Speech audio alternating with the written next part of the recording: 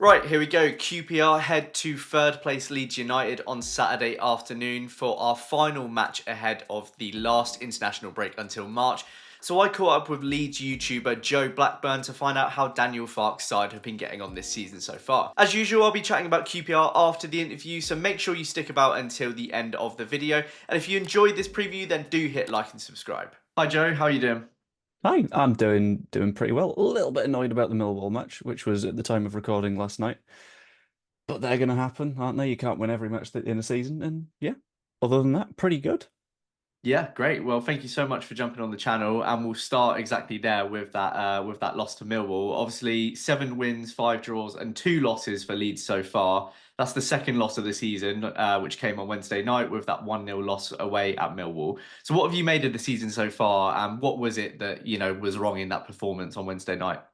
The season so far, I'm one of the people that has been sort of saying that it's pretty good, to be honest. Like, I was sort of getting ready for this bit of recording and I decided to look at your form and I saw that you've not won since the transfer window closed, which is not a good position to be in. So, a lot of people are being very, very paranoid and being like, we're never going to go up like this. I think we are. I think we'll be completely fine, to be completely honest with you. There's just a slight issue when it comes to A, away matches, and B, low blocks. So Millwall was one of those matches where we weren't able to break down a low block and they managed to sneak a goal in one of their few attacks and then we lose 1-0. But then you've also got matches like Plymouth where they sit with like a back line of six at points and then three in front of that and a single forward and you beat them 3-0. So it's a toss-up. I'm really happy with how the season's going so far, though. We're roughly on course for where we need to be in terms of points per game. And eventually, at some point, it feels like one of Sunderland and Sheffield United will drop off, but just waiting for that to happen.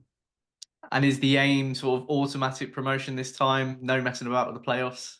I don't play off me again, please.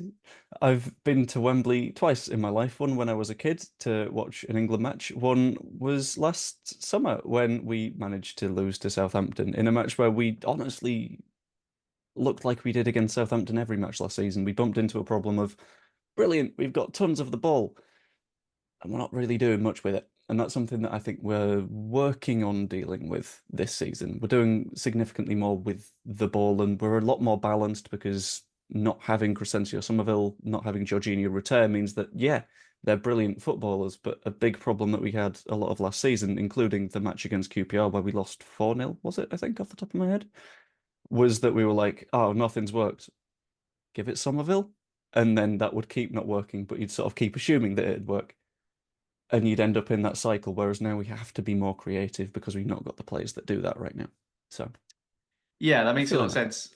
Obviously, there was a lot of movement in your squad over the summer with the likes of Rutter, Gray, Somerville leaving. So, do you feel the squad has improved? You're sort of suggesting it's a little bit more balanced now? I think the way that I phrased it is the individual player talent ceiling is a bit lower. So there's no denying that Jorginho Rutter was far too good for the championship. The same applied for Somerville. Gray was decent, but young. Like his ceiling is going to be absolutely insanely high, but he wasn't there yet for us. What we've done is we've lowered the ceiling, but we've made it more level.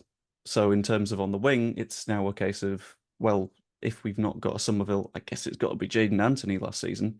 Well, now it's like, okay, so Largi Ramazani isn't fit. How about Willie Nonto and Dan James? And it's like, cool, we're in the championship where we can just bring on two pacey, tricky international wingers. It's a good place to be, I think. And I think we've just got more ability level throughout the squad rather than just a few monoliths that we're a bit reliant on. Yeah, makes sense. And has the style of play changed under Fark this season, or is it is it similar to what we saw at Loftus Road when you came in April? It's it's hard to say because I think what we saw at Loftus Road wasn't necessarily what you would see from Leeds as a standard. What we saw at Loftus Road was everything went very wrong very quickly, and we were sort of desperately flailing and kicking to see what we could make happen, which was in the end absolutely nothing.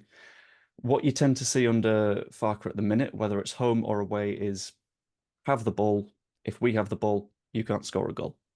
And in the brief stint where Millwall had the ball last night, I think they had 28% of possession or something like that. They managed to score a goal, which is not good, but we've never been great with set pieces. And that has carried on into this season as well.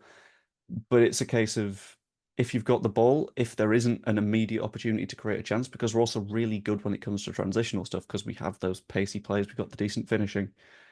But if you're going to sit in against us, it'll be a case of, okay, we'll just keep it and we'll wait for a gap to show up. That's what happened against Plymouth. That's what, and I'm not entirely sure what your style of play has been so far this season. I'm looking through various stats and numbers and stuff. It looks like it varies a fair bit in terms of how much the ball you'd like to have. But I think this weekend, being at Elland Road, it's going to be a case of you sit in and you wait to see what pops up, because that tends to be the way that teams will set up against us to try and get something. Yeah, makes sense. I mean, Leeds have scored the joint second most goals this season in the league. Joel Pirro tops the scoring charts with 5. Who else should QPR be worried about? That depends on what we're going with, to be honest, because now instead of just Pirro as a forward option, or like last season, it was maybe we'd play Rutter in the 9. We've got Pirro, who is the sort of more, I don't want to call him slow, but he's more of a sort of less positionally flexible kind of guy. Or if we're fancying something a little bit more agile, it'll be Mateo Joseph in there. Or if we're feeling really special, it'll be Pat Bamford. I don't expect him to start at all. I think it'll be a case of Piru starts with Joseph coming off the bench at like 70 minutes, because we always make the subs on 70 minutes. People hate that, by the way. So if things aren't going our way, on the bright side for you guys, we're not going to make the changes until there's 20 minutes of the game left.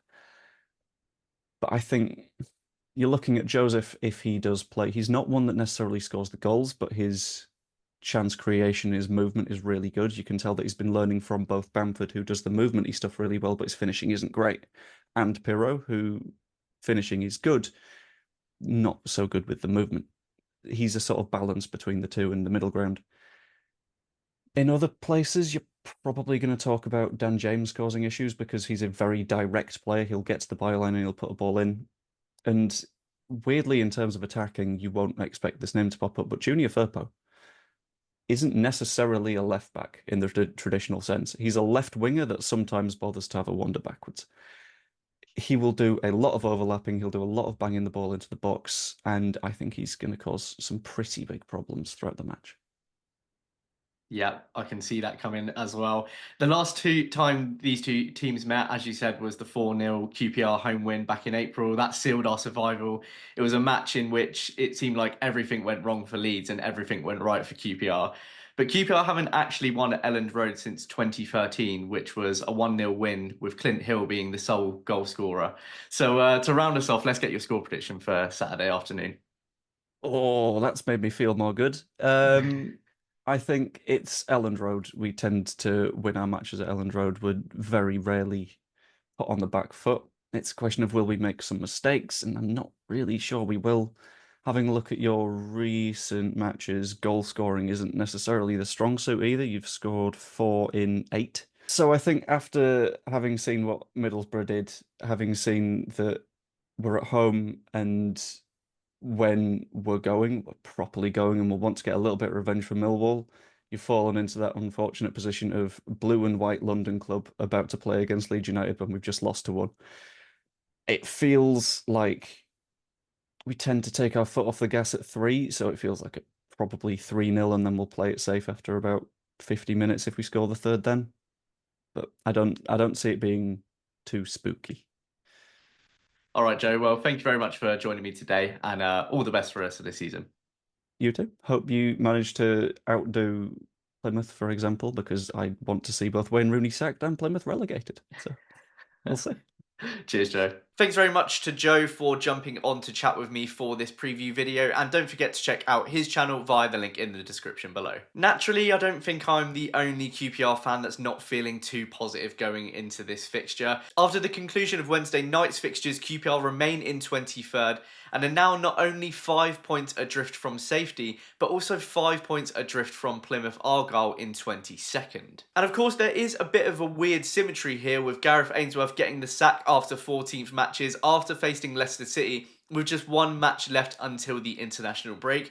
And here we are again with one match left until the international break, about to face top of the table opposition. If we lose this one, which feels pretty inevitable at this point, Will the club be tempted to pull the trigger? I really wouldn't be surprised. I mean, Ainsworth was obviously sacked with 2 wins from 14, and Marty Cifuentes currently only has 1, although Ainsworth had lost 4 more matches by comparison. Still, my point is the board's reaction to what feels like a predetermined loss, just like Leicester City felt really, is going to be pretty telling, because that 2-week gap is going to be tempting if they have lost faith in Cifuentes. Personally, I can't see us doing anything other than setting up in that low block that worked for Millwall on Wednesday night, though that was at home for Millwall. But if our defending in that low block is anything like we produced against Middlesbrough, then we're in for a bloodbath. The most concerning thing is that with the injuries that we have, especially if Elias Chair is not fit for this match, we don't really have options to make any drastic changes, so we're in this sticky position where we have to field